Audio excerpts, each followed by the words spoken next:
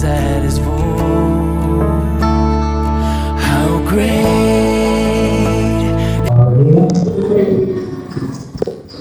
Tutaendelea masomo yetu tulifunza Ijumaa, wengi mkwepo, na somo tulifunza lilikuwa nasema kuomba nguvu za kupita, kuomba nguvu na uwezo, kuomba nguvu na uwezo wa kupita katika kusudi au mapenzi ya Mungu.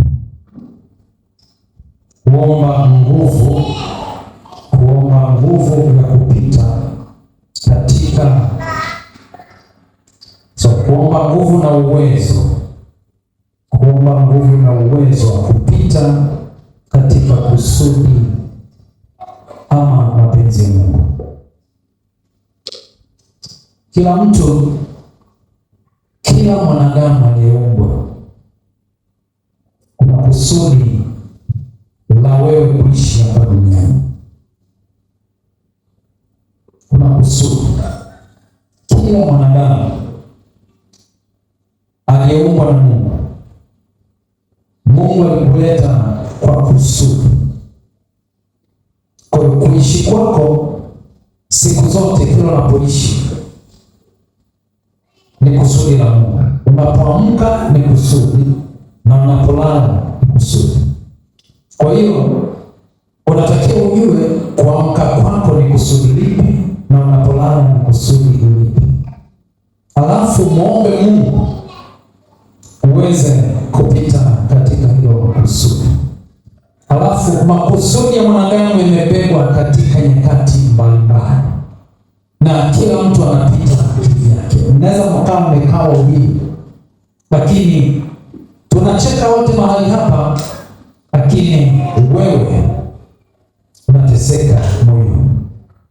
Tunaweza kukaa tumekaa wote hapa wawili, tunaonekana wote tunapigwa jua, lakini mimi niko kivulini sana, kwa sababu wakati huo ni majira ambayo ninapita katika furaha. Lakini kuna wakati mwingine unapita katika majira ya majaribu makubwa sana, ya mkandamizo mkubwa sana, lakini haimaanishi kwamba wewe ni mtu ambao uliumbwa kwa mateso au Mungu amekusudia uwe hivyo. Inawezekana ni jaribu la kukuvusha kwenda katika hatua, katika viwango vingine. Inawezekana ni mtihani, kwamba ukishavuka hapo maisha yako yaweze kubadilika, vitu ulivyo navyo viweze kwenda viwango vingine.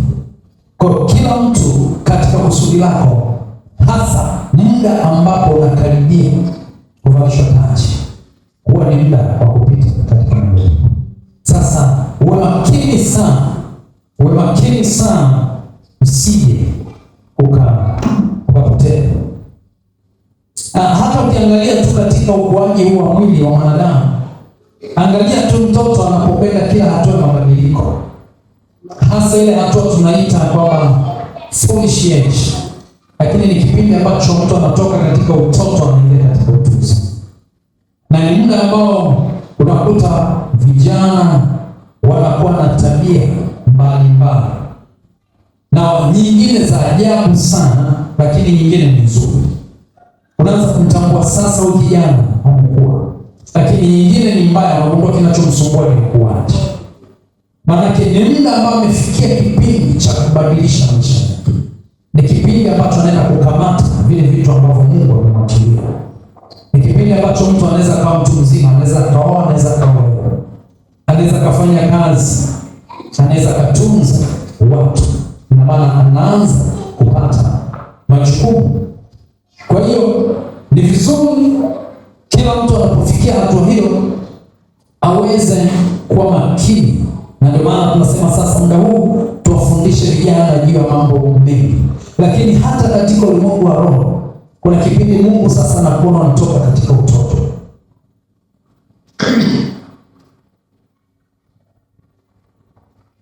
Kuna kipindi biashara unaifanya sasa, au aina yako ya utafutaji, aina yako ya ukusanyaji wa fedha, aidha unafanya biashara, unafanya kazi, inataka iende viwango vingi.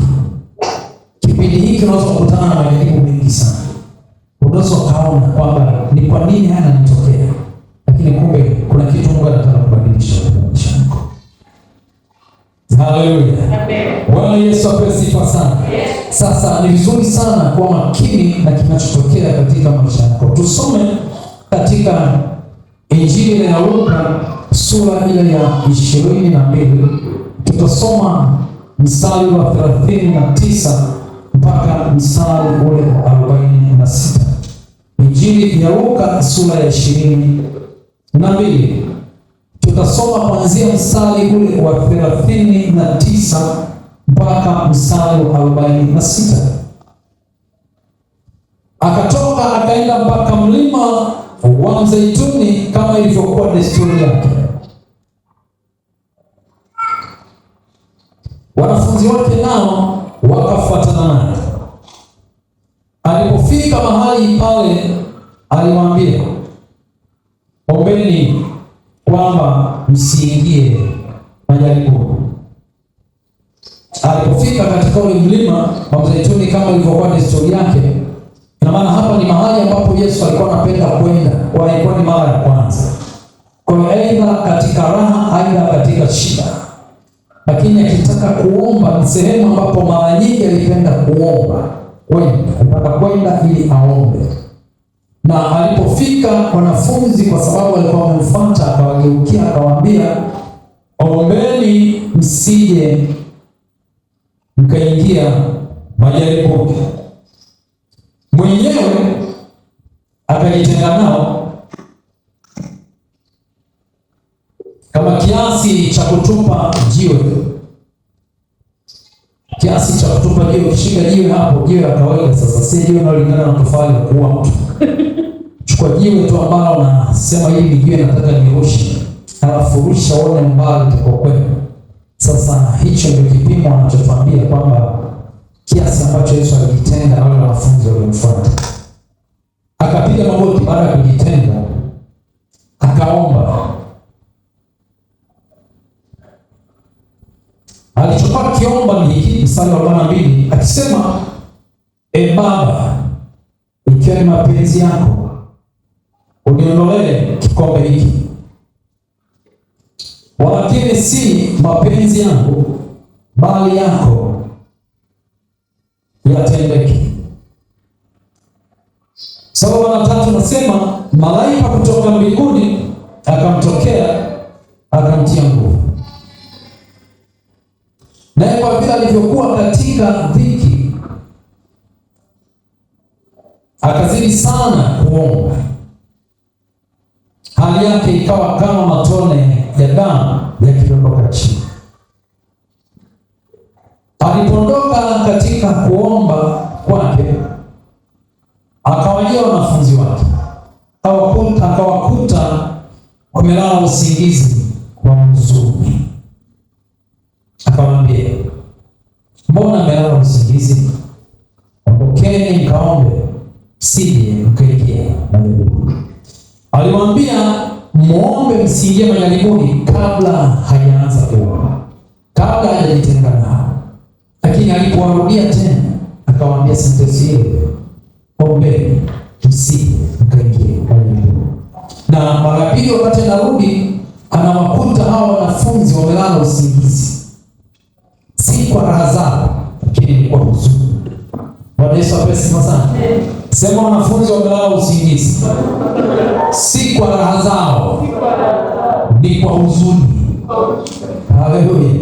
Yaani wamelala usingizi wa huzuni, kwa sababu Yesu kitangulia kusema pale juu anaposema kwamba alikuwa katika dhiki na akazidi kuomba. Kwa kuwa alivyokuwa katika dhiki akazidi kuomba. Wewe ukiwa katika dhiki unafanya nini? Ukiwa katika dhiki unafanya nini? Hatujawahi kusikia sentensi kama hii katika maombi ya Yesu. Tunajua alienda akafunga siku 40 na baada ya pale akajaribiwa na muovu. Hatukusikia akiwa katika dhiki.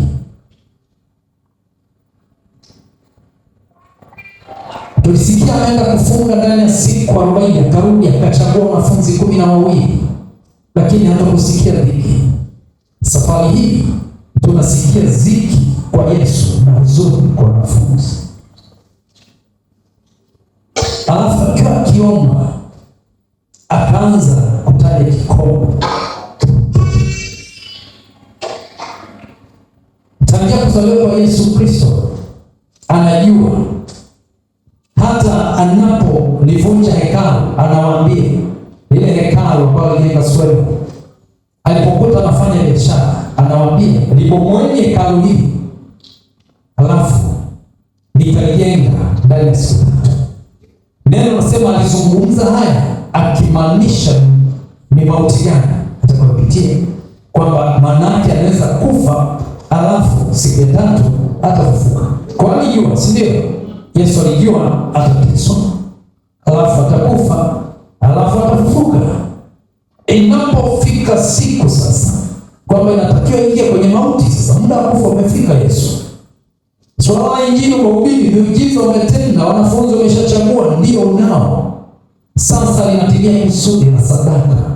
Muda wa kuinuliwa umeshafundisha, lakini kuna jina linatakiwa wapi? Nataka kukupa jina lililokuu kama ilivyoandikwa katika Filipi sura ya 2 kwamba yeye aliyekuwa na mfano wa Mungu aliona kushikamana na Mungu si kitu, akajishusha kama mwanadamu, na alipokuwa kama mwanadamu akainyenyekeza mpaka mauti, na mauti ya msalaba.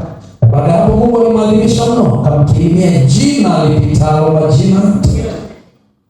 Jina lipitalo majina yote, ili kwa jina hilo viumbe vyote vya duniani na mbinguni vipigie magoti. Ina maana sultani, falme, mamlaka na enzi zote alikirimiwa jina mbali hao. Sasa umefika muda ambao jina la Yesu linatakiwa liinuliwe, ambao sultani sasa na mamlaka zote zitasujudu, za mbinguni na duniani, mamlaka zote. Akasema kikombe hiki kinipokee. Baba Mungu akasema, Baba, nakuomba kama ni mapenzi yako kikombe hiki na kinipokee, lakini si kwa mapenzi yako. Yaani kinaponiepuka penzi lako lisije likaondoka, si kwamba nipate raha nikwepe mateso halafu kusudi lisimie, lakini manake anamwambia ikiwa kusudi la mimi kukamilishiwa jina lililokuu na wanadamu kuokolewa, lazima nifanye hivi. Wewe wajua zaidi kuliko mimi, na kukabidhi mwili wangu na njia zangu zote, fanya upendavyo. Niko tayari kukiendea, lakini vile vile kama kuna njia nyingine, akiogopa, si kitu rahisi. Mwili si rahisi kukiweka. Akaomba kwa Mungu, na watu tunajua aliomba mara ngapi hili, na Mungu akanyamaza kimya. Baadaye akarudi akakubaliana na hali. Sasa mwana wa Adamu anaenda kuweka mkono mmoja, manake niko tayari kwa lolote, kwa sababu Mungu Baba mbinguni anataka nitumie kikombe. Si rahisi, haikuwa rahisi, hata kama anajua kwamba kesho yake atafufuka, lakini muda huu wa kubeba kikombe hiki si rahisi, lakini ilikuwa ni muda wa kuinuliwa kwake. Unataka nilinue jina lako au unataka nilinue jina lako? Kama unataka jina lako ni wapa wanadamu ukole, kwa hiyo msalaba lazima bebe. Hao wanadamu wametenda dhambi, inatakiwa mtu afe. Ndivyo nilivyoagana, na ndivyo nilivyosema ni mavumbini utarudi. Ndipo niliposema upatanisho wako umetenda hii, lazima ufe, lazima afe mtu, na huyo mtu ni wewe, kwa ajili ya wengine, ili nafutie nani. Nimekuleta duniani kuibeba adhabu yao, na baada ya hili nakuweka katika utukufu mwingine, katika kiti cha hukumu kikalie na kiti cha rehema, lakini lazima kwanza upite katika msalaba. Yesu akapita, na wote tunafahamu kilichotokea baada ya kufufuka. Kila mtu alisema, hata wakati nakufa, hata wale ambao wamesimama wale maskari wakisema, hakika huyu alikuwa mwana wa Mungu. Kuna kipindi unapita katika jaribu, unapiga haki, unasema hakika huyu anaokoka, hakika huyu ana Yesu. Kuna kipindi watakutongoza binti, watakufuata katika roho za uzinzi. Kuna kipindi shetani anakuinulia roho za uzinzi na washarati, na atakuletea chips, atakuletea wanaume, atakuletea fedha. Unasema hapana, ni kuinuliwa kwako. Na inawezekana wakati wako ukakata tamaa, lakini ukasema hapana, ukaona natamani sana kuingia katika jaribu hili la uzinzi, lakini Mungu amesema lazima niishi maisha ya ubikra, niishi maisha ya kukutana na Mungu. Kama nilianza sasa ni mwisho, ndani ya Kristo natengenezwa, ninamsubiri aliye wangu. Lakini wanakuja wanaleta na mwili unawaka tamaa, na wakati mwingine wanakuja mwili wako unataka tusio tamaa, wakati mwingine unalala njaa, na njaa pekee ya kutoa hiyo ni wewe mwanaume anayekuijia. Lakini nasema hapa ninamsubiri Bwana. Unamwambia Mungu, ikiwezekana kikombe hiki kiniepuke, lakini kama ni mapenzi yako naomba nikimbie. Kuna wakati inabidi ukimbie kikombe cha majaribu yako, maana kimebeba kuingia kwako. Kipindi unaposhindwa kubeba hicho kikombe, kesho yako inabeba inaingia hapa, unarudia tena. Wakati unaotaka ndoto kwamba mko darasani, kisha maliza hata sasa hivi una ndevu na mvi na watoto, naitwa bibi, naitwa mama, naitwa dada, bado uko darasa la pili, tena unachapwa na mwalimu. Umeagizwa mfagio unaenda nao, mwalimu anakuchapa. Tafanyie kazi hizo ndoto. Manake ni kwamba kuna jaribu liko mbele yako na umeshindwa kulichukua. Kuna maamuzi Mungu anataka uchukue, umeshindwa kuchukua. Kwa hiyo mtihani unapokuja mbele yako, umeshindwa. Tafakari maisha yako, ni wapi unajikanyaga mwalimu zio? Unajikanyaga wapi? Wapo. Wamenyosha wewe. Haleluya. Bwana Yesu apewe sifa sana. Kwa hiyo kuna sehemu inatakiwa uvuke uende, lakini inakuhitaji ufanye maamuzi magumu. Si rahisi kukinywea kikombe cha kuinuliwa kwako. Haleluya. Nataka nikwambie si rahisi kukinywea kikombe cha kuinuliwa kwako, kwa sababu kinahitaji uvumilivu, kinahitaji kutiisha, kinahitaji kujitenga, kinahitaji maamuzi magumu, kinahitaji maamuzi magumu. Bwana apewe sifa sana. Haleluya. Nilishakutana nikawafanyia huduma watu wawili kabisa, watu wawili nafahamu. Nishakutana nao nafanyia huduma watu wawili kabisa. Mungu ananiambia hawa ni wachawi, na nafahamu ni wachawi, nafahamu na roho wamekuja nafanya huduma na wanasumbuka, wanahitaji wafunguliwe, lakini hawako tayari kusema kwamba ni wachawi, hawako tayari kuniambia kwamba ni wachawi, na mlango wao kufunguka hawasemi hivyo. Hakuna ombi litafanya wafunguke. Mimi naombea afanye wachawi, nawaambia uko tayari kuniambia ulicho nacho, kikombe cha agano la kuzimu. Usipotaka kuwa tayari kubeba cha Yesu ili ukimwache hicho, utaondoka na kikombe cha kuzimu. Agano lilofunga na kuzimu, uko tayari kuvumilia kutunza siri, sema hicho ni kikombe. Maana unaweza ukamta na ugua, wanaweza mtoto wake na kufa, kazi yake inaharibika, lakini aliapa. Usije ukasema utatoa siri zetu, na anazilinda hiyo siri, lakini nataka awekewe mkono mgongo upone. Lakini Mungu hataki kuponya mgongo mpaka aseme yeye ni mchawi, na alifanya na anatunza siri za uchawi.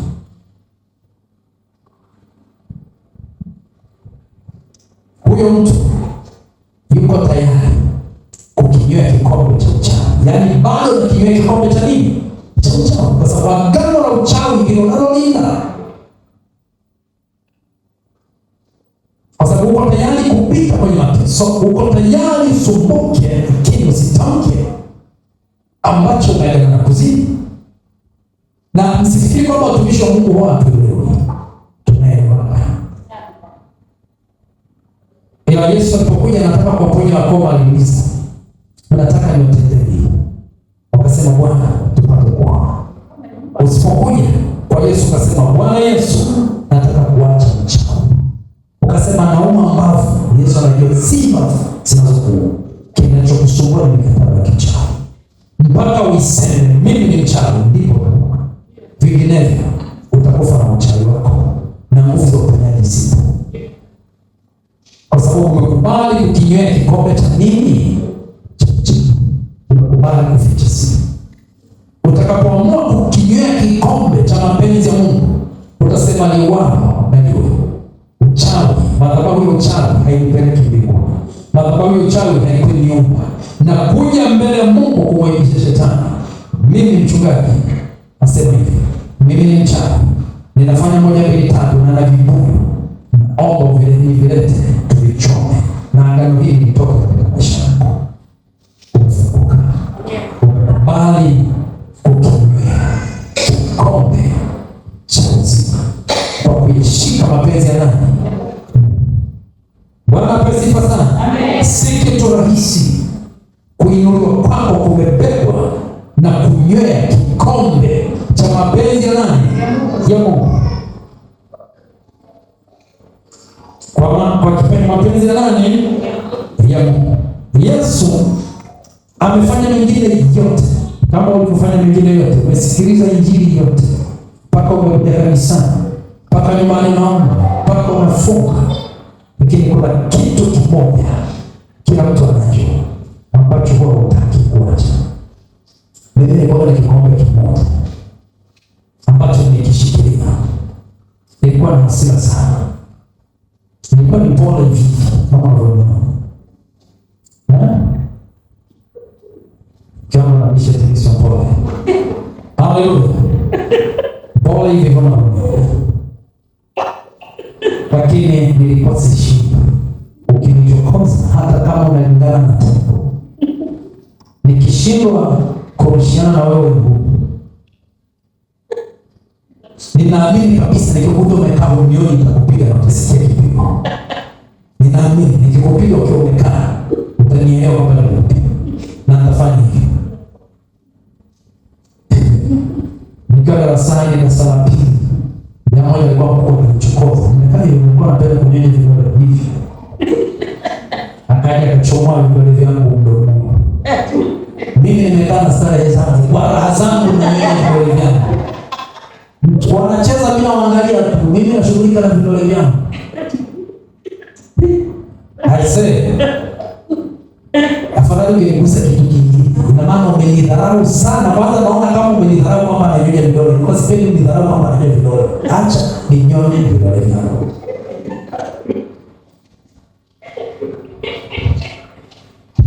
Jamaa alikuwa ananizidi.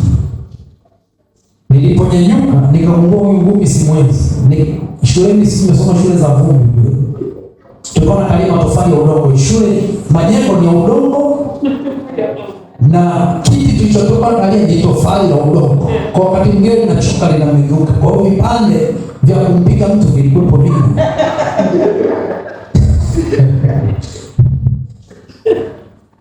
Nilichoangalia kipande kilichoko karibu. Nilinyanyuka, yani ile vidole na vitoa mimi nimeshashika udongo. Hakuna mwanafunzi alibaki darasani. Sijui alipitaje mlangoni. Wote wakatoka darasani, wakakimbia kwenda kwenye ofisi ya mwalimu. Nikasema huyu jamaa nimeshindwa kumpiga. Nikitafuta daftari lake nikajaribu kuichana ikashindikana. Nikaling'ata kwenye kona ya meno. Daftari sio makubwa kama haya makaunta dogo. Haya daftari ya kawaida yale ambayo kina mama mara nyingi mnaandikiwa kliniki kama mnakati. Nikaling'ata kwenye nje. Daftari vidogo nikakamudu, nikakanyata, nikakata, nikasema afadhali ni makomoa. Alafu nikaruka dirishani, nikakimbia kwenda nyumbani. Shule nzima walinifukuza. Kengele ligongwa, nilifukuzwa kama mwizi kwenda nyumbani. Mbona naona na kulipana anafunza mbio kuja pamba. Wapo na mbona ni baba anasema mbona ni mimi ametangulia. Huyu kawaje? Anafanya fujo darasani. Kwa nikachapwa na baba, alafu wakanikabidhi, nikarudi tena shule. Shule walikuwa kanihudumia kwa sababu nimeshachapwa na baba. Sasa hiyo ni hasira haikuisha. Kwa hata wakati nimeokoka, yani ilikuwa kinigusa kidogo. Hata kama ndo daladala nilikuwa nigeuti sana. Kwa nini nifanye hivi? Kwa hiyo wakati mwingine yani mimi kama kuna kipindi nilishakuwa tuko kule Kahama, mkoa wa Boni. Tumekata tiketi na kubuka na hudumu. Nafanyia watu maombi, fellowship nikiongoza fellowship na hudumu. Tumekata tiketi kwenye gari ya school, tunawahi kwenda Mwanza. Sasa nenda nyumbani, nimetoka kazini, sasa nenda likizo. Alafu nikafika Konda, siti niliyokata jana ameshampa mtu mwingine amekaa, ametuchanganyia siti. Hiyo tu mimi nilikuwa tatizo sana kwa Konda nilikapa na hela zake, nikataka kufanya ufundi wa ndani. Ndio mmoja na alikuwa anafanya kazi.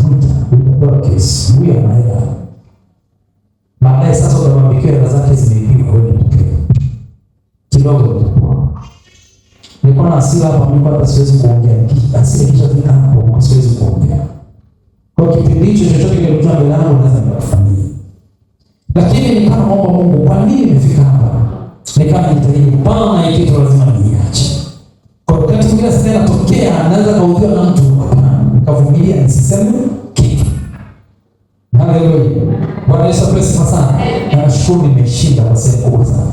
Kuna siku ilikuwa baada ya mitatu imepita. Ndio kwa kipimo changu. Nimeshafungua huduma hapa. Baada ya mwaka 22, nimepeleka Beleza Geita kwenda kufanya mtihani. Alafu tunarudi njiani kwa tunasoma gari, tumekuja na magari ya kuunga. Tumefika Singida usiku. Tukapata posta, sasa siti nyingine ni fupi. Nimepata siti nzuri sasa. Beleza alikuwa amesahau koti kwenye gari ambayo nimebadilisha. Na kimbia koti narudi nakuta jamaa mmoja ameshakalia siti afuata kitu. Kati na mbele natoka kama nielewe, asema kasikiliki nataka kukaba hapa. Ule mama nikipiga sitaelewa. Kwa hapa chini nikipiga hataelewa. Yaani nimesimama umekaa chini na wabwenye nyuki umekaa chini. Hivi kupiga hutaelewa kwa funga mkoa. Kuna kitu ni stage kwa ndio ni pasa. Ukishapiga hapa, tunaona kana utokea hapa. Mizana itakaporushwa watu wapiga na kama waangalie wewe upiga muziki mchungaji.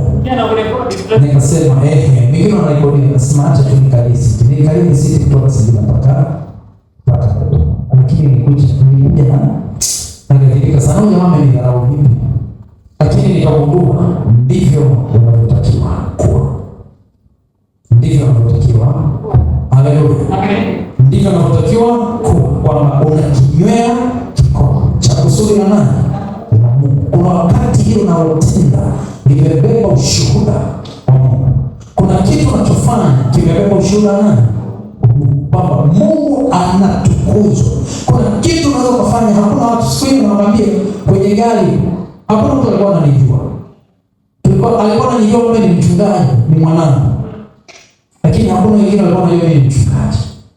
Lakini bado Mungu anataka akuonyeshe. Nipo pale ulipo. Nipo pale ulipo. Je, Mungu yupo pale ulipo? Ndio. Mungu yupo kwenye maamuzi yako na mawazo yako. Ndicho Mungu anachokutuma.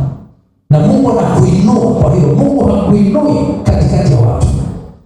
Haya maongezi Yesu anaongea, amewaacha hao wanafunzi, ameenda yuko peke yake na Mungu. Na anapokubali kupita ni peke yake na nani? Kwa mara nyingi Mungu anakuinua kwa tabia unayoifanya nje ya mchungaji. Maisha unayoishi nje ya mchungaji, nje ya mtu anayekuona. Mkiwa wewe na Mungu, yaani wewe utakapofikia kiwango cha maisha yako kwamba anayekuona ni Mungu na unayemwogopa ni Mungu, ujue kuinuliwa kwako. Kwa sababu hapo unaweza katikati ya watu wasiomjua Mungu, wote na sio wasiomjua Mungu tu, wasiokufahamu, na bado ukabaki ukajua Mungu ni naye na Mungu ananiona. Ujue kuinuliwa kwako. Wapendwa wengi mkishatoka kwenye maeneo ambao hatuwafahamu, wengine mpaka pombe mnaonja, mnakunywa, mtu asiyemfahamu Mnawabusu mitaani watu, mnawabusu majitu, mnawabusu, mnakumbatiana usiku na majitu.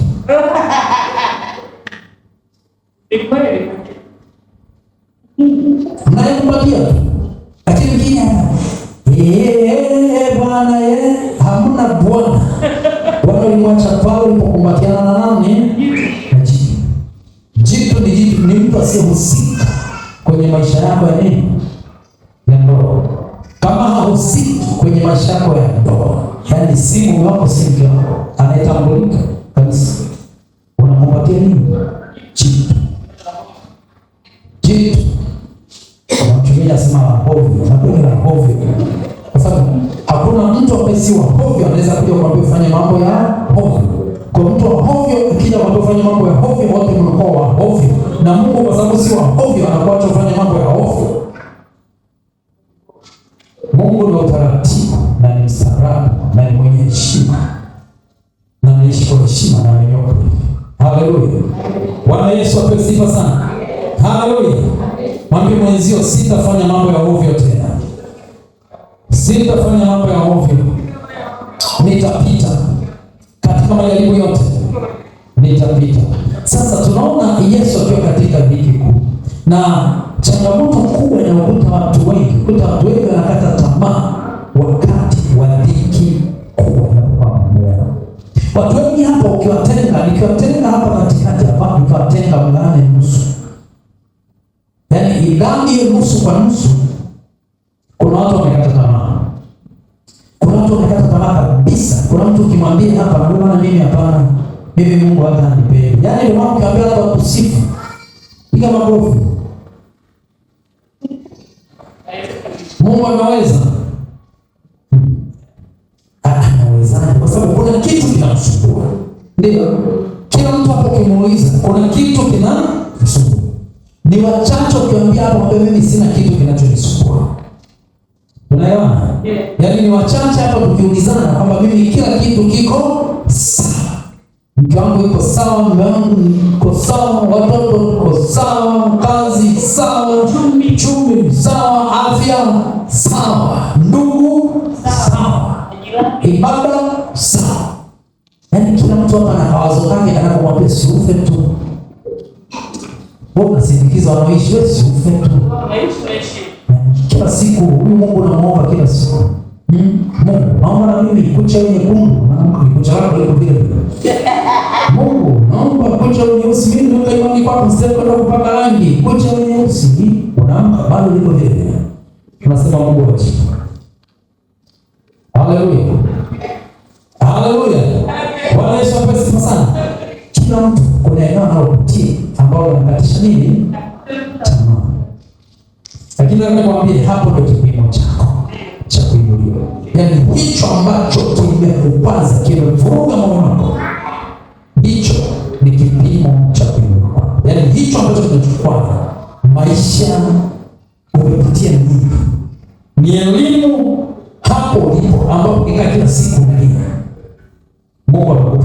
Mara nyingi Mungu anaweza kukupa kitu kama kusumbua. Mungu anataka roho. Tumaini lako liko katika hicho kitu au liko kwa Mungu. Kwa sababu Yesu alipofikia hapa akaona, akasema, lakini si kama nipendavyo mimi, bali mapenzi yako yatimie. Yesu hapa alikuwa na mwili. Unaelewana? Yesu alienda kwenye maombi amebeba mwili. Alafu Yesu alienda kwenye maombi akiona msalaba. Yesu alienda kwenye maombi akiona mieledi.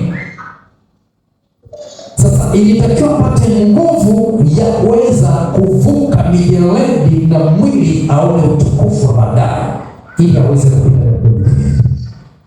Inawezekana sasa hivi umefeli, masomo hayaendi. Sio nataka kwambia, kila kitu unachoweka bidii na ufanye uzembe alafu kikafeli, mshukuru sana. Kwa sababu Mungu ana njia nyingine. Mungu ana njia nyingine afanyaje? Haleluya. Mungu ana njia nyingine ya kukuinua. Kuna kitu nasumbuka nacho, alafu unaona kile. Mwambie Mungu, ni kusudi lako au kuna kingine? Mshukuru tu Mungu kwanza. Usianze kumlaumu Mungu, mshukuru. Hivi huu ni mpango wako, sio mpango wako. Utapata amani kwamba sio mpango wako.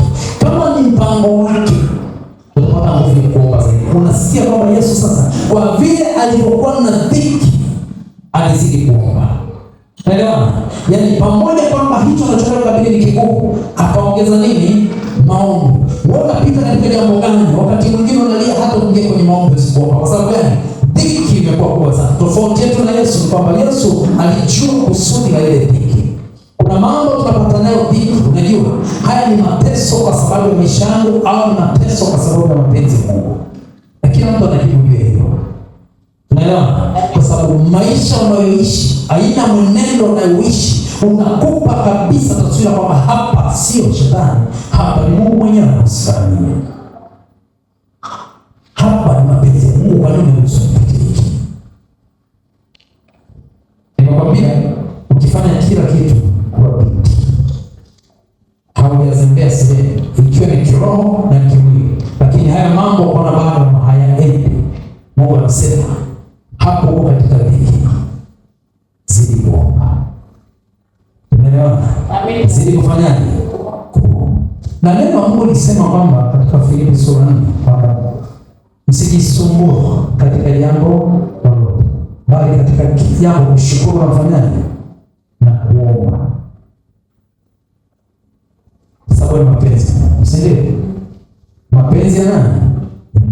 Mapenzi ya Mungu yanakuja kwa njia tofauti sana. Si kitu rahisi. Siku zote nawaambia hata sisi tunapokuwa tunafanya hata hizi huduma, kuna mambo mengi unaambiwa ambayo si ya kawaida. Hizi huduma kwa watu wanafika wanasema hivi, Mungu ndio amenichagua. Natamani watu wengine wasema, wale wengine wanafanya tu mambo yao, kazi yake ni kuja tu kanisani, aombe, awasali, afaru nyumbani. Na sisi wachungaji wengine ni zaidi ya hicho. Yaani ni zaidi ya hicho. Yaani Mungu anakupa mambo mengine zaidi ya hicho. Kwa lazima ujitahidi sana. Wakati Mungu anataka kuniinua, kipindi fulani nikiwa kazini, tulikuwa nafanya kazi moja kwenye kampuni. Mungu alikuwa anakusudi mimi nikafanya huduma kule Kahama. Muda ulipofika wa kutaka kwenda, kitu Mungu alichoanza kufanya ni kuivuga kazi yangu. Nilikuwa nimepanda cheo mwaka 2000 ndio naanza kazi ya kama mimi kwa kazi ya ufundi. Nimeshanipeleka hapo kwa viwanda kusema wiki moja kitu fulani. Sasa nikawa nimepanda, nikawa nafasi ya kusimamia mambo mengi. Lakini ghafla ilianza kuvurugika kazi. Ilianza kutofautiana na mtu mmoja. Ambaye alikuwa ni mkuu. Kwa hiyo ikafika kipindi naona kazi inatangazwa kwenda bodi. Wanahitaji mtu wa mambo ya timu aende bodi. Lakini mimi sikuwa napanga kabisa. Sababu nilikuwa nimeridhika pale nilipo.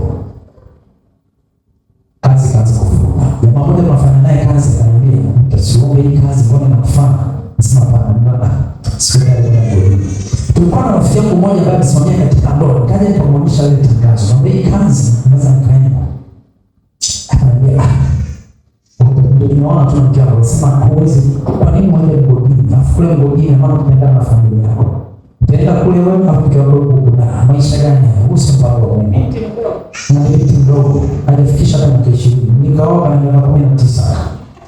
Na napo kuna sema mwito katoka mtoto shuleni, nikasema ni mtoto wake tu. Nimemkuta hasomi. Ameokoka lakini hasomi. Mimi sijaoa mwanafunzi. Nimeoa na kijiji.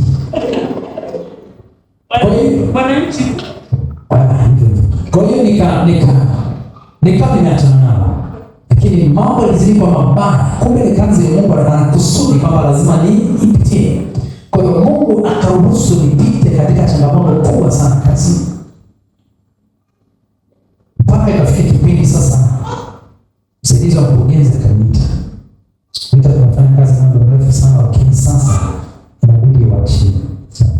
Sasa hapo ni baada ya kulazimisha jamaa amelazimisha mara 2 mara 3 bwana mambo ya kazi. Sasa hadi kuomba kazi ni vita. Nikaandika tu barua nikapeleka. Na nikaitwa kwenye interview kwanza nikakataa, siku ya pili nikakataa, siku ya tatu. Sasa nilikuwa nasijiandaa, nikaomba. Siku ya tatu nasema basi leo napitia siku saa 5 ndio nitakuja saa 9. Kisha wakaenda kwa interview. Nikaenda kufanya interview. Nimefanya interview Jumatano. Na anapiga simu. Baada ya muda sasa, kama wiki mbili, Jumatano anapiga simu naambiwa Phineas unafaulika vio, inabidi Ijumaa ufanye medical. Sababu bodini lazima ufanye ukaguzi wa afya kabla hujaenda. Alhamisi, yule boss sio kuongea ananiita. Mita tunaona mambo yanakwenda hapa na bibi tukuachishe kazi. Ilikuwa ni mwezi wa 10 mwishoni. Ataambia mwezi wa 11 mkaa nyumbani. Mwezi wa mwishoni utakuja kuchukua mshahara wako, sisi na wewe basi. Nikafanya medical kesho yake na ikafanya vizuri. Nikapewa taarifa kwanza kazi kwa sababu nishapewa nisubiri mshahara kabla ya tarehe mwanzo wa 12. Kwa hiyo napokea mshahara wa nyumbani, nikaenda relax na mke wangu. Alafu mwezi wa 12 unafika, nikapewa mshahara wangu, nikaenda kwanza kazi nyingine.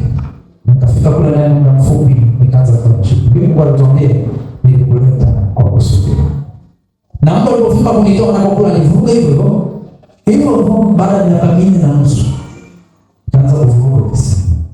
Kwa sababu Mungu akikuacha relax hivyo huwezi kubadilika. Yaani ukirelax kila siku unaona kitambi tu kinakuja kinarudi. Yaani kazi yako ni kurudisha kitambi. Mungu anamwambia wewe inabidi kutoka shida kidogo. Ukiona changamoto ya mawazo yanakuja, mambo hayaendi vizuri, muulize Mungu anataka kuniacha. Mapenzi yako ni nini? Kuna nini unataka nifanye? Usikimbilie tu kukemea na kuvunja. Sawa? Tuliomba katika kama kuleta kuvunjika. Kumbuka nimeshiriki fellowship. Watu wapo mimi naongoza. Nafanya maombi na nini vijiji vitu tunazunguka karibu tunatembelea. Nafanya huduma. Sasa muda umefika mara kabisa kazi nafukuzwa. Tukamoja tukafunge siku 3 tuzuri. Mungu ananiambia hakuna. Hiyo mafukuzo. Mungu ananiambia unaondoka. Lakini nitakutetea. Upo vizuri. Kabisa akasema kwa subiri. I said nilipo milioni 19 ikakatwa milioni 3 nikaondoka na milioni 16 kwa nyumbani. Hata nilifanya kazi miezi 3 baada ya sikifikisha leo. Na niliondoka nikaja huko ndani ya mfumo mfupi na nikapata kazi nyingine. Wakati Mungu anamwambia toka kwa kwamba ni mimi na kusudi. Nataka wewe kule kusoma kuna kazi na kupa. Sikujua ni kazi. Haleluya. Kwa kuna kipindi unaweza ukanywea nini vikombe hata vya uharibifu kanze kwa ajili ya nini? Kwa kusudi. Na Mungu anataka nje. Nishawaambia siku moja wameshawaambia hapa. Kuna siku nilikopa hela alafu nilichukua milioni 17 ndio biashara kaisha. Si ndio? Mungu anamuuliza anasema ni kwa kusudi langu. Wewe umepoteza nini? Unaweza kusema ujinyonge, unaweza kusema ujiue, unaweza kuona ufai kabisa hapa duniani. Unaweza kusema mimi mbona sifanikiwi kama wengine?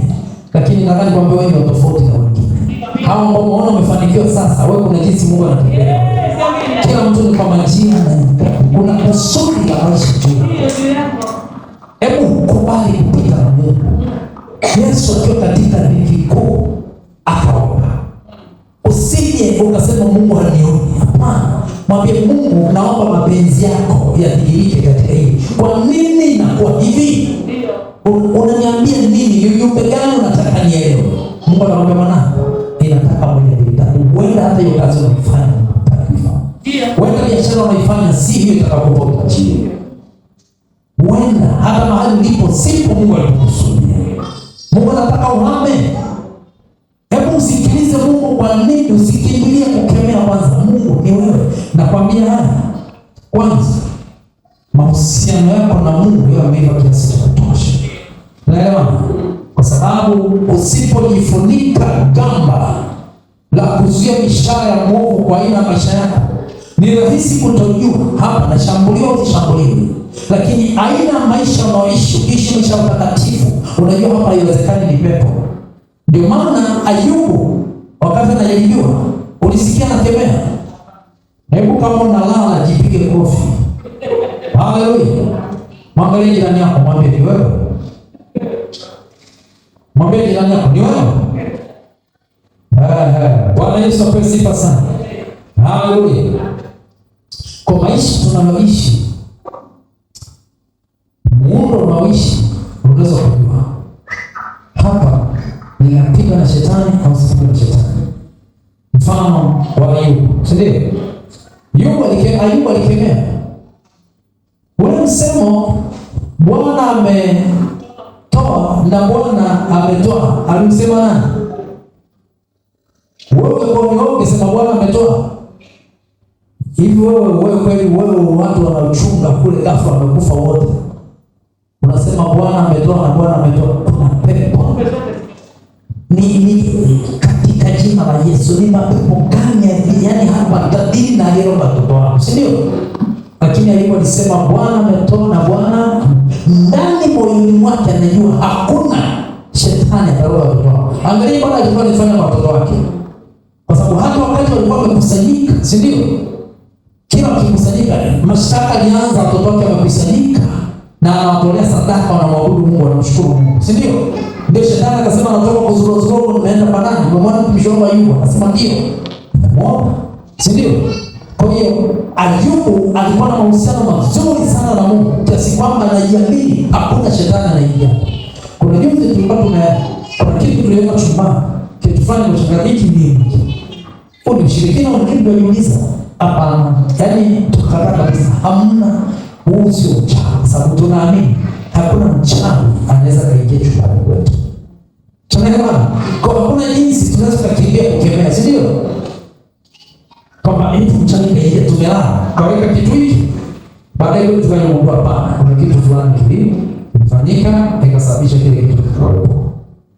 Sasa kwa nini tulifikia hapo hiyo? Tunatambua kwamba haiwezekani mchawi kaingia. Kama hata nyinyi mnajua haleluya, ukiwa vizuri na Mungu hakuna nini, Mungu anakukuta nini? Au nyinyi mnaogwa hivi? Kuna mtu achaye mroga kama bado unarogwa. Sasa wewe inabidi sasa ufundishwe mafundisho mengine. Unaelewa? Somo hili linalofundisha ni lile ambalo watu wanaushirika na nani. Unaelewa? Ndipo mapenzi ya Mungu. Sasa wewe fanya maisha ya toba. Nenda kafanya toba kwanza mpaka kila patano na Mungu alikuta moto. Unaelewa? Kama unamfahamu mchawi yote, unajua kwamba naroga sana wewe, mamwambia hapo. Mama mchungaji anasema hizo nyingine kwa kwake. Akilazimisha tutamuona uchi. Kabisa mtu. Akilazimisha. Tunaelewa? Akifanyaje? Mimi nimekutana na wachawi wengi sana, wengi naambia wafahamu wengi. Na hata nimewambia hata wawili hao. Wewe unakuja nifanyia huduma na Mungu kabisa huyu. Kuna kitu. Mwache tu aende. Tunaelewa? Nimekuwa kwenye familia kichawi. Nikiwa sijaokoka. Niliwaambia watumishi michanga, si ndio? Nalala kutoka nje uone. Mungu aliyozuia wasiniroge kabla sijaokoka, alikuwa na kusudi na mimi. Hawawezi kuniroga nikiwa nimeokoka. Kama ulikuwa hai mpaka sasa mchana kuweza kufanyia chochote, alafu uko ndani ya Yesu ndiye anakuja kukukalia mtupu, kuna shida mahali. Yaani kuna shida, hujamkabidhi Yesu maisha yako. Nataka nikwambie kitu cha kwanza unachofanya ukishaokoka ni kusikiwa. Kusikiwa, si ndio? Mimi nikiwa sijaokoka, nilipobatizwa tu nikiwa Katoliki, kitu cha kwanza nilichofanya niliwaambia ukata ibilisi ambao Biblia ilishonea katika nguo ya ndani niende nao shule. Kitu cha kwanza nilichana hiyo. Na nikarudi nyumbani, babu yangu mmoja hivi na yule akawacha kunyosha kadao hivyo, naimba lugha yako. Sisi tunaulizana hapa sisi nyama mseme. Anakunyosha bado sio mchawi, wewe kunywa maji, ukinywa unaimba. Unataja siri zako zote, mchawi wako. Unataja alioweka watu wakajulikana uturi kuna mheshimiwa. Anaanza kuning'inia juu hapana, kaa popo. Makalia tu kichwa chini afunaruka na anaruka amfikia muone. Anaona haki mtengeneze vile anampiga kimuza tu hivi. Anajifunika nguo. Nini kinafanya? Tayari. Akaja akaniambia mjukuu wangu, nitakuona ni mtupu sana. Labda mtupu kivipi? Mjukuu wangu una kitu, watu sio wazuri. Naambia hapa watu sio wazuri, Mungu ni mzuri. Sitegemei watu. Mjukuu wangu alinilazimisha. Anataka mpaka afike akaniletea mpaka na Biblia. Hapa sisi tunasoma Biblia. Labda unasoma sisi. Nataka nikwambie ni kesi kwa ndani. Sijaokoka na nilikuwa nimekana, lakini nikasema hapana. Mungu akiamua nife, nitakufa hata nikiwa niishi. Mungu akikataa nife, hata uje mchawi na mimi sitakufa. Nikamwambia mpaka sasa hivi babu, nina miaka wakati huo nilikuwa na miaka 21. Nina miaka 21. Sisi tulisoma tukiwa wakubwa sana hiyo. Kule tunarudia shule. Ashangaa watoto wangu hapa kinaendeleza hajafikia miaka 18.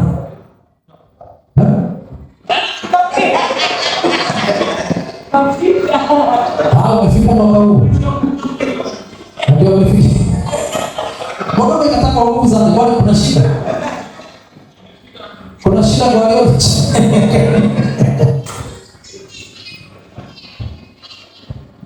Umri huo nimerudia shule niko darasa 6. Darasa la 7 nimemaliza mara ya kwanza mwaka 87.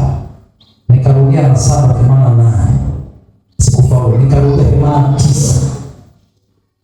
Sasa unaweza kujua miaka ilikuwa inaenda niko pale.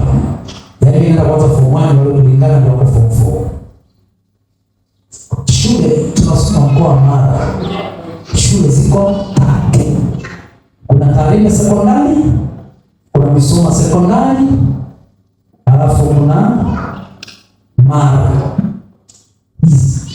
Shule ya Tarime, Misoma na Mara 3 mkoa mzima. Na ukimaliza shule tu unakuwa wa kwanza. Ukifika tu la 7 au la 6 wanakuja watu warudia shule kama 10. Unaanza kuwa shule inafaulisha mtu mmoja. Kwa mpaka utakapoanza kuwa wa kwanza darasa la 7 ndio ndio unapata nafasi. Nirudia mpaka nikiangalia hesabu hivi na yule nimefanyia kichwani. Nikiwa kifeli mpaka 47 ya msingi mwalimu ananichapa viboko. 47 wakati masomo yani nimerudia nimefanya hesabu kila kitabu cha hesabu, kila jaribio, kila mtihani, kila swali nilishafanya. Ndipo tukafaulu. Watoto wa siku hizi tunafaulu si na ngapi eti. Kati ya maksi 275 naenda sekondari. Tulipoanza sekondari ni shida. Kwa hiyo wakati nikiwa miaka 21 nimerudi nyumbani. Nilikuwa kijana mkubwa najielewa. Niko form 2 na mkubwa. Baba ananiambia nifungie. Nasema nashukuru ndio kusudi yangu katika maisha. Kuna kitu kilikuwa kinanisukuma. Kuna kitu kilikuwa kinanisukuma. Kwa maana ukiona unampenda sana Mungu na kuna msukumo wa kumpenda Mungu, hebu shika, fanya hicho kitu kwa bidii. Kwa sababu kuna watu wengi wamesikia injili hawajaweza kufika hata kanisani mahali hapa. Ukiona hata umeweza kufika mahali hapa unasikiliza, unajua kabisa kuna kitu Mungu ameweka ndani yako. Hebu kifanye kwa bidii. Sio wote walioitwa na sio wote watakaokwenda mbinguni. Napenda kuambia hapa siku zote, jamani, sio wote watakaokwenda mbinguni na sio wote wenye kwenda mbinguni. Hata ukimfunulia mbingu hivi iko hivi, hata Mungu akashuka akasema jamani kuna moto na kuna jehanamu, akaona kabisa hivi, bado ukimwekea dunia hapa anachagua dunia. Kwa usije ukafanya maisha ya kuiga. Huyu anayekushauri mwangalie, anapenda mbingu au anapenda moto?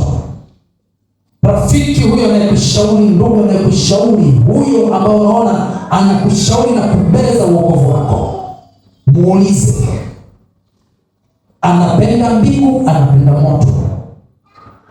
Kinachotengenezea njia kwanza ni mbingu, halafu ndio tunaanza kuchukua na mengine tuendelee. Sawa? Hatuchukui dhahabu za Misri tukae Misri. Tunaanza safari ya kwenda Kanaani, hapo ndio tunaturudia dhahabu. Tunaona, tafuteni kwanza ufalme wa mbingu na haki yake na mengine kuzidishiwa. Kwa hiyo utambue jinsi ulivyo. Kwa hiyo nikakatalia, nikamwambia Bwana, nilikatalia sana, akaniambia basi sitakuchanja, sitakufungia hirizi. Kuna kitu nikaweka kwenye yale nini? Yale maturatura, watu wanaokaa mkoani na fahamu, yale maneno kama nyanya chungu yale. Akaniambia nataka kitu hapo unaweka tu nyanya chungu mfukoni. Akaniambia utapata ajali na hakuna atakayekupiga risasi. Asema hivi, hizo nguvu zinazowekwa kwenye yani sisi mko ni wapi? Akasema kama kuna shetani anaweza kuweka nguvu kwenye ile dude, niweza kupiga risasi. Hata Mungu wa mbinguni anaweza kuweka nguvu isipige risasi. Ndio maana nikamkatalia, nikaenda shule nikasoma. Sikuwahi kufanya hizi mpaka leo. Sikuwahi kuchanja tena mpaka leo. tumepita sehemu za hatari, tumeishi sehemu za hatari. Watu ni wachawi wapo, asikudanganye mtu. Wachawi wapo, waganga kienyeji wapo, lakini Mungu wa mbinguni ni Mungu wa miungu, ni mfalme wa falme, ni Bwana wa bwana, ni muumba mbingu na nchi, viumbe vyote vikapiga magoti. Tunaelewana? Yeye hana mwanzo, hana mwisho. Huyo ndiye tunayemwabudu, na huyo nimemfanya Mungu wako, na ndiye nakwambia awe Mungu wako. Ni Mungu asiyebebwa kwenye ndoo, ni Mungu asiyebebwa kwenye chupa, ni Mungu ambaye huwezi kumshika, ni Mungu unayemwamini, ni Mungu ambaye ukishika jina lako alafu ukabadili jina lake ukabadili maisha yako, mapenzi yake yanatimia kwenye maisha yako. Kuna mambo makubwa yanatenda katika maisha yako. Haleluya! Yesu akatambua hivi. Yesu akatambua kwamba unahitaji kuinuliwa. Kuna mtu anahitaji kuinuliwa. Amina. Kuna mtu anahitaji kuinuliwa. Amina. Kuna mtu anahitaji kuinuliwa. Amina. Kuna neno moja katika Isaya sura ya 40. Naomba tulisome hapo tukiwa kwenye maombi. Isaya sura ya 40. Isaya sura ya 40. Mstari wa 28 mpaka mstari wa 31.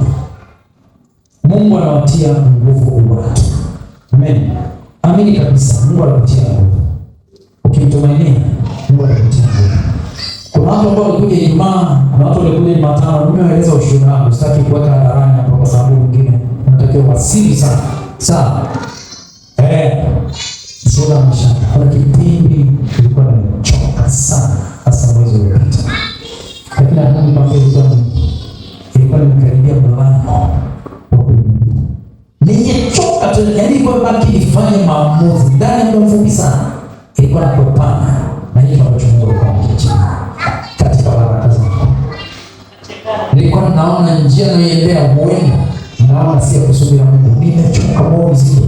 Na nikasema hapana, nataka nijue uzito huu, mapenzi yako kwa Mungu. Akabadilisha. Akaniambia nyuka wewe. Kuna watu walitiwa nguvu. Kuna watu walichoka wakasema Mungu niue. Akiniambia alilala, mimi ni nani? Mimi ni nani? Niue tu hata mimi. Manabii wengi wamekufa. Mimi nina thamani gani kuliko manabii? Kila mtu anamwambia na jukumu tofauti. Akaitwa malaika akamletea chakula. Kula. Kazi bado. Akanyanyuka akatiwa nguvu. Alienda kumdirisha Mungu kwa utukufu mkuu sana. Haleluya. Umefanya biashara unapata sana kabla kuna kuinuliwa. Amen. Binti, kuna kipindi ulijitoza ukateleza, ukaingia katika mitego ya shetani, ukafanya uzinzi na kana sasa hivi unaweza kuona maisha yako yamekuja. Lakini nataka nikwambie kwa unaweza kufanya hivyo. Lakini jiwekee kama kwanza la ulinzi wa Kristo. Ingia ndani ya Kristo hivi hivyo. Mungu anaweza kugeuza kukurudishia yale yote yaliyoharibika, atakurudishia. Ingia mkikweli kweli. Tunaingia kabla tujaharibika au tunafanya toba, tunaingia tunatengenezwa. Tunaelewana? Kuna aina mbili za kumwingilia nani? Mungu. Kuna kipindi tunacheza na maisha yetu tunayaharibu, tunaingia kwa toba, Mungu anaturekebisha na kutengeneza tena njia zetu. Lakini kuna kipindi wengine wamekuwa kama Bikira Maria. Mpaka kusudi la Mungu na kulisaliwa mkiwa katika ubikira. Yaani ule utakatifu. Kuna watu wamekulia utakatifu, maisha utakatifu. Kwa nini kuna watu wengine ni kama tulileta, si nini? Wengine tumekuwa kwa kuchanjwa. Mimi nikifungia mkono wangu na challenge nyingine hata zinafutika. Tukiwa watoto wadogo, mnachanjwa mpaka mnaombea ruhusa. Kwamba yaani mpaka walimu shuleni wanajua kwamba mmefanyiwa ibada. Jamani, hao hata kuja shuleni wana challenge mbichi mpaka wamalize siku 7. Maana kwanza mganga amesema wasioge ndani ya siku 7. Utaendaje shuleni ungeomba? Hujanamu. Na wamechanjwa hapa. Kumbuka shuleni hatuvae nguo ndefu. Umechanjwa huku na huku na hapa. Unaendaje shuleni na challenge? Ni hapo umekuja huku mjini mbele. Sisi tunajua yote. Ndio maana tunasema tulipomjua Mungu ninalinganisha. Najua namlinganisha na nani? Namlinganisha na nani? Nimeona watu wanahisi. Mtu anakatwa afya, anakatwa kabisa na zile damu, afya anapigwa afya. Mpaka semeni pigeni kivuli. Mbona waganga unakimbia kama ngoma na wengine tumepita, tumejua ni uongo. Yupo Mungu wa mbinguni, mwenye mbingu na aliyetengeneza jehanamu. Kuna maisha ya milele baada ya haya. Amina. Naomba ufahamu sana, hii mshike njia yako. usije ukazulumiwa. Ushike kile Mungu anachotaka kuachilia. Haleluya. Amen. Kwa Elia nijichosha kama wewe hapo, nijichosha mimi bwana nimechoka. Kuna chakula utapewa. Amen. Haleluya. Isaya ambaye mstari ule wa 28 mpaka 31. Je, wewe hukujua? Hukusikia yeye Mungu wa milele, Bwana muumba miisho ya dunia, hazimii wala choki, akili zake hazichunguziki. Wewe hukujua huyu Mungu wa milele, yaani hii miungu mingine jana inaisha. Juzi nilikuwa naongea na babangu mmoja sekondari wa mkoa. Ulikuwa unasifika sana Kichapo. Sasa amepelekwa pale Kikazi. Nikamwambia bwana vipi? Huko vipi? Akasema siku hizi bwana haya mambo yapo kidogo sana ambao ni kama sehemu nyingine. Kwa nini? Unajua bwana haya mambo kwanza anaenda naisha. Wale wazee, si ndio? Wale wazee walikuwa wanajua ile mambo ni kama kule kwetu. Kuna wazee walikuwa na miti. Yaani akitaka pasilimu hata. Kuna watu walishinda kupitisha barabara kijiji fulani kuna msomo mwingine. Walitaka kupitisha barabara kwenda Tarime. Wazee walihamisha barabara. Wazungu waliacha matrekta yao yale manuno wanatapia yale simania ya kujengea barabara. Yapo mpaka leo magofu.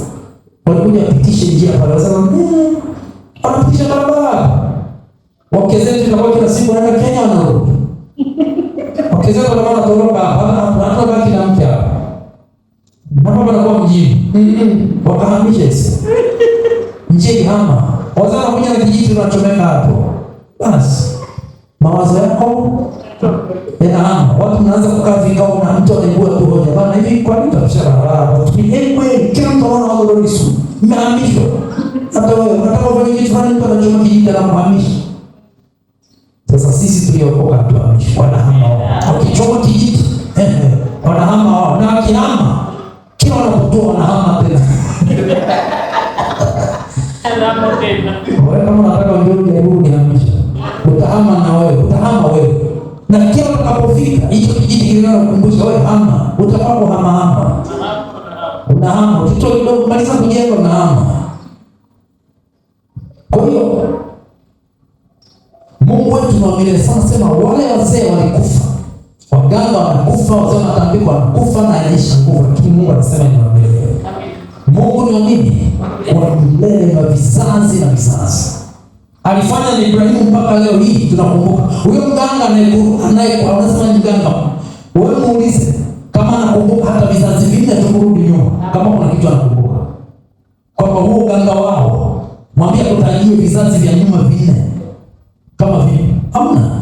Lakini huyu Mungu tunamtaja miaka mingapi, vizazi na vizazi. Ilikuja gharika, akaja Ibrahimu ikatoka, Sodoma ikapita, akaja Yesu mpaka leo tunamtaja Mungu Ibrahimu, Isaka na Yakobo. Milele jina lake lipo. Vizazi huja vizazi huondoka, nguvu zake zipo. Habadiliki. Hakuna kinachobadilisha nguvu zake. Labda usikimbie mwenyewe. Huyo ndiye Mungu tunayemwabudu sisi, anayetuambia tupite, anaweza kubadilisha kazi zetu. Anasema mstari 28 anasema je, wewe hukujua? Hukusikia yeye Mungu wa milele, Bwana muumba miisho ya dunia, hazimii wala choki. Huyo ni Mungu wetu, akili zake hazichunguziki. Anasema mstari 29 huwapa nguvu wazimiao, humwongezea nguvu yeye asiyekuwa na uwezo. Humwongezea nguvu asiyekuwa na uwezo. Hivyo nishajikaa tafakari hili neno kwamba yeye humpa nguvu azimiaye. Usifikiri kwamba mtu anayezimia wewe alipigwa ngumi afu akaishiwa nguvu. Unaweza kuwa umezimia kwenye kazi yako. Mfano mimi nilikuwa nimezimia. Kweli kabisa kuna kipindi nimezimia kwenye mambo yako, unaona umezimia. Yaani umechoka. Kuzimia maana yake bado unapoona sina cha kufanya. Bado unaweza kuwa umefanya biashara, ulikuwa unapata faida ghafla uko zero. Nataka nikwambie umezimia. Yaani hujui pa kuanzia. Anasema akili zake hazichunguziki. Maanake wewe akili zako unazitumia kuwaza hapa nitafanyaje? Za Mungu hazichunguziki. Atakapokuinua, akikutia nguvu katika biashara, unaweza kaanza tena, halafu utashangaa kwa sababu umeanza na Mungu. Vinaenda kwa kupepea, vinainuka kama uyoga, si ndio? Vinakuwa kama uyoga kwa sababu Mungu ametia nini? Nguvu. Wala naozimia, afya yako ikizimia, mahusiano yako yakizimia, umri wako ukizimia, kuna nini cha kwako unaona kimezimia? Kwa sababu kitu kilichozimia maana yake hakijafa, bado kipo. Mungu anakitia nguvu, kinazunguka. Mungu anaweza kuanza na wewe tena hapo. Mungu anaweza kuanzisha maisha yako upya. Haleluya. Amen. Anasema akili zake hazichunguziki, huwapa nguvu wazimiao, humwongezea nguvu yeye asiyekuwa na uwezo.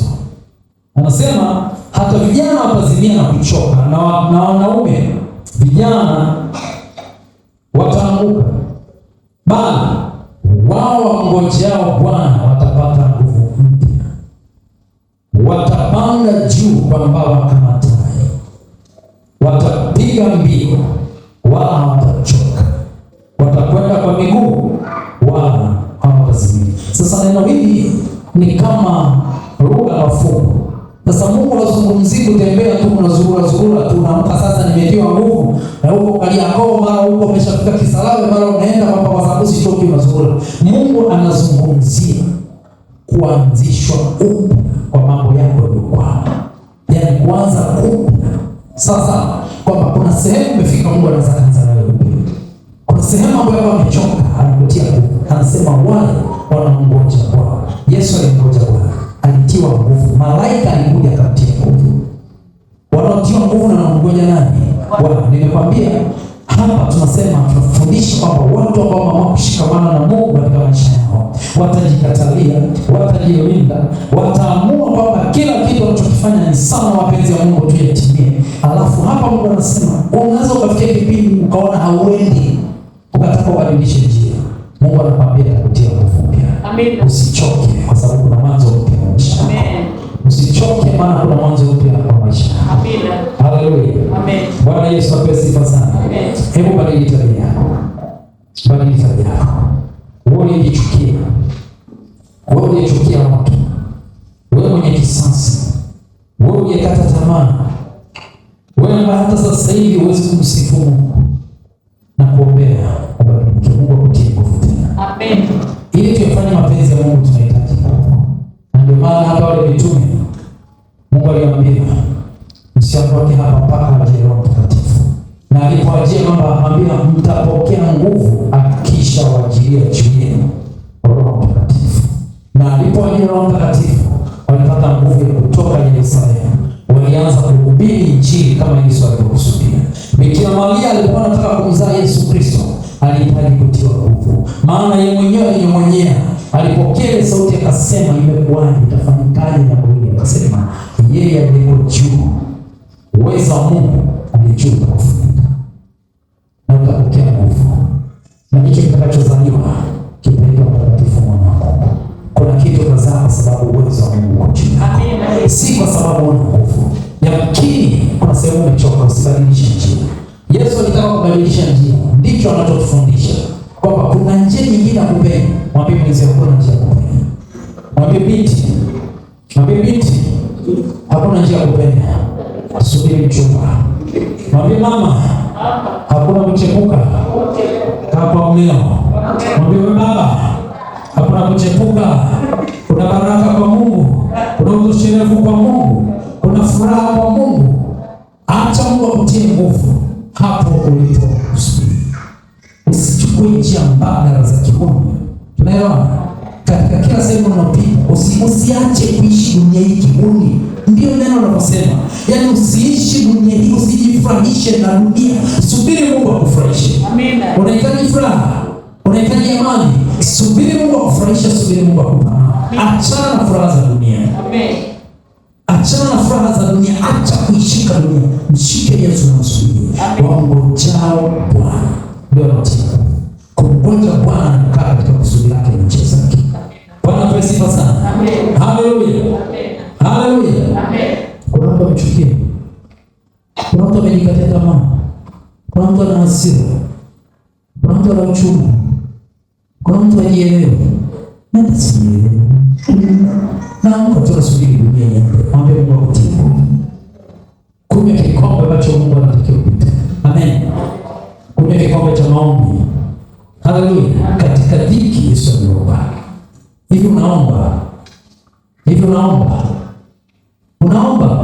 Amina. Nimechoka mimi hata kuomba siwezi kuomba. Hakuna kuchoka kuomba. Mungu akupe nguvu wako. Ninaombea nguvu. Haleluya. Naomba usimame kwa miguu yako. Nataka tusimame katika ile andiko. Hili andiko la Luka sura ile 22 mstari ule wa mstari wa 3. Malaika kutoka mbinguni akamtokea akamtia nguvu. Kwa Yesu alikuwa ameishiwa nguvu. Na nguvu alikuwa ameishiwa ni ipi? Ni nguvu ya kuyafanya mapenzi ya Mungu. Kwa kuwa anatamani kikombe kimoja, lakini Mungu alimpa nguvu ya kupitia. Malaika akashuka kutoka mbinguni akamtia nguvu. Malaika akashuka kutoka mbinguni akamtia nguvu. Malaika akashuka kutoka mbinguni akamtia nguvu. Natamani mtu mmoja atie nguvu ya Mungu hapa. Asante mtie nguvu.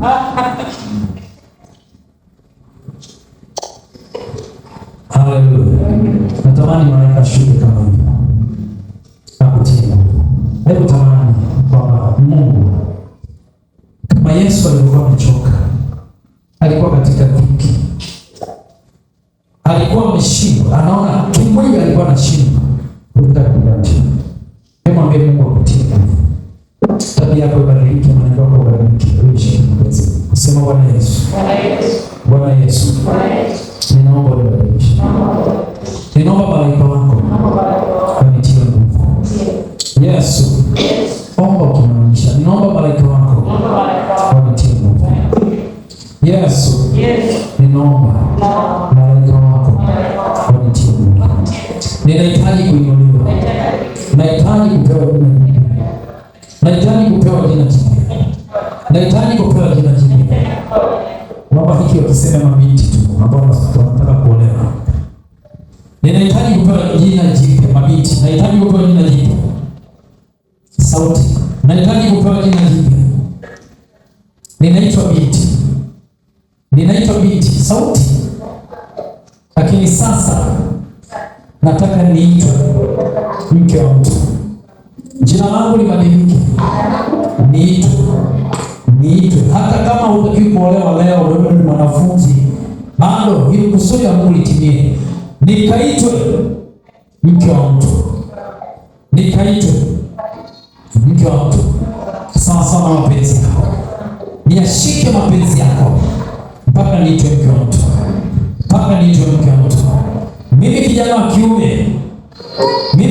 kiume. Bwana Yesu, ninaomba nguvu, nipite katika mapenzi yako. Jina libadilike mpaka niitwe mume wa mtu, baba wa watoto. Mungu, naomba unisaidie niwe mume, nikawe mume naitimiza kusudi lako. Wote tuseme Bwana Yesu, tunaomba kubadilishwa majina katika kupita mapenzi yako.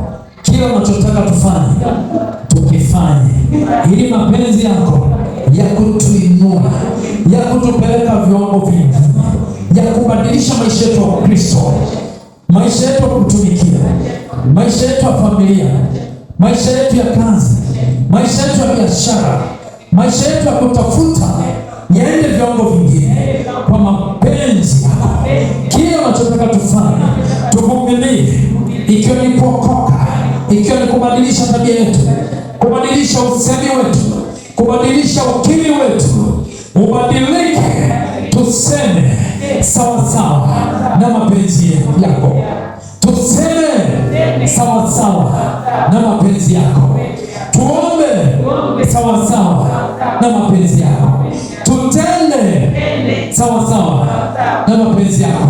Tujitenge na dunia hii na mienendo yake sawa sawa na mapenzi yako. Bwana Yesu, achilia malaika wako. Achilia malaika wako. Bwana Yesu, achilia malaika wako juu ya maisha yangu, juu ya maisha yangu. Nipokee nguvu ya kuanza tena, maana umesema wanaokungoja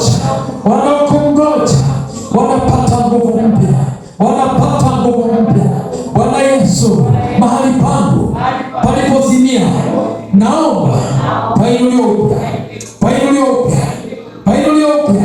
Naomba nikuone tena katika utukufu mwingine, nikuone Yesu katika utukufu mwingine, katika masomo haya, katika masomo haya nikuone katika utukufu mwingine, katika utumishi huu nikuone katika utumishi mwingine, katika level nyingine, katika hatua nyingine, katika maisha ya familia. Bwana nikuone katika jina nyingine, maana umemkirimia Yesu jina lipitalo majina yote.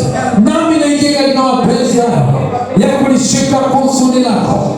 Bwana, nikae katika viwango vingine, katika viwango vingine, nifanye biashara kwa viwango vingine, nifanye kazi kwa viwango vingine, nilime kwa viwango vingine, mahusiano yangu kwa viwango vingine, kuzaa kwangu kwa viwango vingine, ni katika kusudi lako. Bwana Yesu, naomba malaika wako, naomba malaika wako wanitie nguvu tena, kuomba kwangu kama Yesu bila kukoma, kuomba kwangu kama Yesu bila kukoma, kuomba kwangu kama Yesu bila kukoma, nivuke ng'ambo ya utukufu wako, nikavae utukufu wako unaonivalisha kwa ajili ya mema, kwa ajili ya mema, kwa ajili ya mema, kwa utambulisho mwingine, kwa utambulisho mwingine, tambulisho wa ibada, tambulisho wa jina lako Yesu,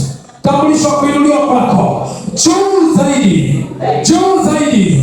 Nguvu zako ziniinue juu zaidi, nguvu zako Yesu ziniinue juu zaidi, nguvu zako Yesu ziniinue kwa jina lako Yesu, uniinue. Malaika wa Bwana uje juu yako, uje juu yako, uje juu yako. Malaika wa Bwana uje juu yako, malaika wa Bwana uje juu ya mwili huu, nizae mapenzi ya Mungu, niatende mapenzi ya Mungu, niatende mapenzi ya Mungu.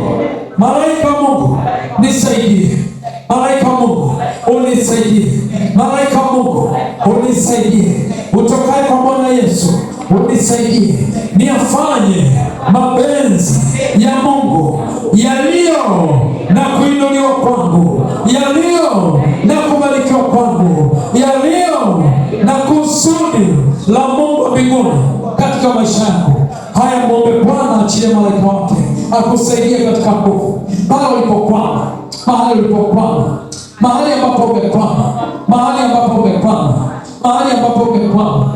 Muombe Mungu akupe nguvu. Kuna mapenzi ya Mungu katika maisha yako. Hapo ulipochoka, hapo ulipokata tamaa, yamkini ni kusamehe, yamkini ni kuachilia, ni kuachilia watu. Kuna kitu Mungu anataka kufanyia, Mungu anataka kukuponya, Mungu anataka kukubariki. Anakuambia samehe, maana si rahisi usamehe, lakini Bwana anayekuja kwako anasema mbele yako, mwanangu samehe, maana nimekuja na baraka nyingi za kukumbusha. Achana na hiyo mtu, achana na hiyo mtu, achana na hiyo vitu, achana na hiyo mambo, achana na hizo hisia, achana na hiyo mawazo. Wanza katika utukufu wangu, maana nimebeba kukuinua, maana nimebeba kukuinua, maana nimebeba kukuinua. Nataka ubadilike, pita njia ambayo nataka upite, iliyobeba utukufu, iliyobeba utukufu na uhitaji kukuvalisha. Mwambie Bwana, achilia malaika wako, achilia malaika wako abadilishe tabia yangu, abadilishe tabia yangu. Mwingine nasikia naambiwa acha masengenyo, acha maneno, acha vikundi, acha umbea, jitenge kama Yesu alivyojitenga. Jitenge na umbea, jitenge na masengenyo, jitenge na malaumu, jitenge na mambo ya dunia hii. Kaa sehemu, muombe Mungu kwa ajili ya kuinuliwa kwako, kwa ajili ya kubarikiwa kwako. Jitenge tabia yako, jitenge mwenendo wako, jitenge mazungumzo yako, jitenge. Mungu anataka kuinua mambo yako kwa jina la Yesu Kristo, kwa jina la Yesu Kristo. Mwambie Mungu achilie malaika wako, huyo malaika mwenye nguvu. Yesu mwenyewe anaomba akiwa katika dhiki kuu, malaika anatokea anamtia nguvu. Kuna mtu mmoja uko katika njia ya Mungu, umemtafuta Mungu muda mrefu, umeamua kutembea na Mungu muda mrefu. Kuna mahali unafika unachoka, umekuwa na maswali mengi juu ya maisha yako, lakini nataka nikwambie, mwambie Bwana malaika wako juu ya maisha yangu. Achilia malaika wako juu ya maisha yangu. Achilia malaika wako juu ya hatua zangu. Achilia malaika wako juu ya mabadiliko yangu kwa jina la Yesu Kristo. Naomba malaika aje juu yako. Ninakuombea sasa, malaika aje juu yako. Malaika mwenye nguvu aje juu yako, mwana Mungu, ukafanye lile la kubarikiwa, ukafanye lile la kuinuliwa, ukaongee lenye kukuinua, ukatamke lenye kukuinua, ukakae mahali pa kukuinua, ukaombe kwa jinsi ya kuinuliwa, ukayashike mapenzi ya Mungu kama mahali pa kuinuliwa kwa jina la Yesu Kristo. Huyo malaika mwenye nguvu, huyo malaika mwenye nguvu aziachilie nguvu juu yako kwa jina la Yesu Kristo. Kila mmoja uachilie nguvu, kila mmoja uachilie nguvu, maana tumesema ni kukaa katika maombi ya kuomba nguvu na uweza wa kupita katika kusudi la Mungu. Kusudi la ndoa yako litimie, kusudi la ndoa yako litimie, lakini Mungu anataka upite katika kulibeba, katika kuliheshimu, katika kulitunza, katika mapenzi ya Mungu. Unapita unavalisha ndoa yako, unavalisha kuolewa kwako, unavalisha kuoa kwako kwa njia ya Yesu Kristo wa Nazareti aliye hai. Unavalishwa hicho unachokitafuta, uchumi wako unavalishwa utumishi, uchumi wako unavalishwa utukufu wa Mungu, biashara yako, kutafuta kwako, kuamka kwako, sadaka unaitoa kwa Mungu ya muda, ya fedha na kila ibada unafanya na Mungu, mapenzi ya Mungu yakafanyike katika hiyo biashara, katika hiyo biashara, katika hiyo biashara, katika hiyo biashara kwa jina la Yesu Kristo. Ukastawi kila utokapo, ukastawi kila utokapo. Hapo ulipokuwa umechoka, hasara ilikuja na uchovu, hasara ilikuja na uchovu. Tazama Mungu anakuja na nguvu nyingine za kufungua milango. Maanake nguvu ya malaika inapokuja, ni malaika anafanya ndani yetu, ni malaika anafanya juu yetu, ni malaika anafanya mbele yetu, ni malaika anafanya yale yanayostahili, anahusisha mioyo yetu kuiongoza katika njia ya Bwana. Hebu mwambie Bwana, malaika wako aguse moyo wangu, malaika wako aguse hatua zangu, malaika wako aguse njia zangu, malaika wako ayafanye mapenzi yako katika maisha yangu, nikae katika njia, nikae katika kusudi lililo kusudi lako nilibebe. Maana kubwa kuinuliwa, maana kubwa kuinuliwa, na Mungu anamuinua anayemngoja, anatoa nguvu mpya. Biashara yako itanyanyuka tena, itapewa mbao mpya, fedha yako itakurejea, utajiri wako utakurejea, furaha yako itakurejea, amani yako itakurejea, maana malaika wa nguvu anashuka katika maisha yako kwa jina la Yesu Kristo, kwa jina la Yesu Kristo. Nasi mwambie Mungu achilie malaika wa nguvu, upokee nguvu ya malaika. Bwana achilie nguvu ya malaika. Kuna watu wamechoka, anasema tunapozimia, sijui nini chako kimezimia, sijui mawazo gani ya kwako yamezimia, sijui mambo gani ya kwako yamezimia, sijui kitu gani kwako kimezimia, kwamba hakiwezi kunyanyuka tena, hakiwezi kutembea tena. Kuna nguvu Mungu anaachilia juu ya mambo yetu. Hebu mwambie Bwana, nahitaji malaika wako katika hiki kilichozimia. Nahitaji kuanza upya, maana nimekungoja wewe.